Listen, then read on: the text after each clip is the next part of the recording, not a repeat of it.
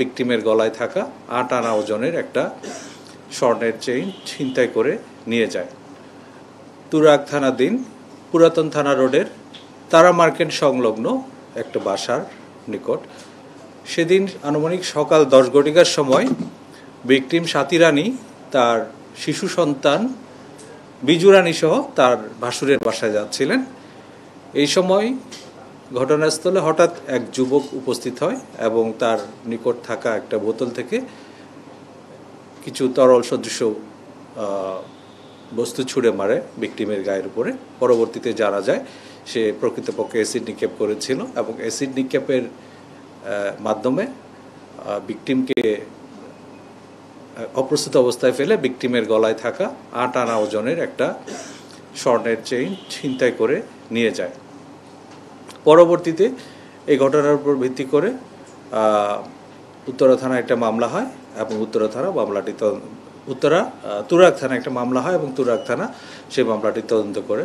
ঘটনা সংঘটিত হওয়ার সাথে সাথেই ভিকটিমের আর্তচিৎকারে আশেপাশের লোকজন ছুটে আসে এবং তাদেরকে উদ্ধার করে নিকটস্থ হাসপাতালে নিয়ে যায়। সেখান থেকে পরবর্তীতে বার্ন ইউনিটে তাদেরকে স্থানান্তর করা হয় এবং তাদের মুখমণ্ডলে ভিকটিমের মুখমণ্ডলে অ্যাসিডের নিক্ষেপের যে ঘটনা, এটা এতটাই ভয়াবহ ছিল তাকে আসলে এখন শনাক্ত করাই দুরূহ এবং এই ঘটনায় তার একটি চোখ পুরোপুরি এবং আর একটি চোখ আংশিক নষ্ট হয়ে যায়। ঘটনা ঘটার পরে তুরাগ থানা পুলিশ যিনি অপরাধীকে গ্রেফতারের জন্য অভিযান শুরু করে এবং ঘটনাস্থলের আশেপাশের যে সিসি ফুটেজ সেগুলো সংগ্রহ করে সেই সিসিটিভি ফুটেজ থেকে মূল যে অভিযুক্ত নাইম ওরফে শাহিনকে শনাক্ত করে। তার বাসা ছিল ঘটনাস্থল থেকে 2 কিলোমিটার দূরে। এই নাইম ওরফে বাবুকে গ্রেফতার করার জন্য তার গ্রামের বাড়ি ময়মনসিংহ এলাকার সদরের চর দুর্লভা এলাকায় অভিযান পরিচালনা করে।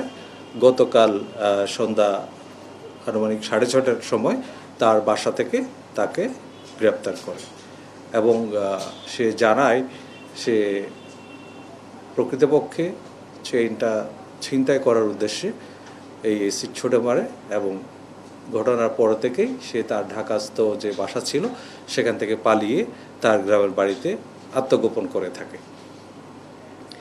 এই অবস্থায় আমরা তাকে গ্রেপ্তার করে ঢাকায় নিয়ে আসি এবং তার বিরুদ্ধে যে পরবর্তী আইনি কার্যক্রম সেগুলো এখন চলমান রয়েছে।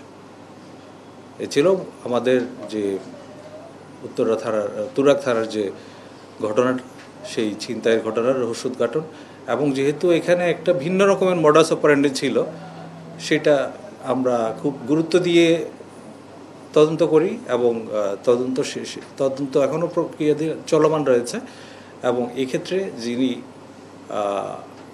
মূল অপরাধী তাকে আমরা গ্রেপ্তার করতে সক্ষম হই। এটা একটা ভিন্ন মাত্রার অপরাধ এবং অপরাধী যেভাবে অপরাধ করুক না কেন সে যে পুলিশের জালে পড়বে সেটাই তার একটা প্রমাণ।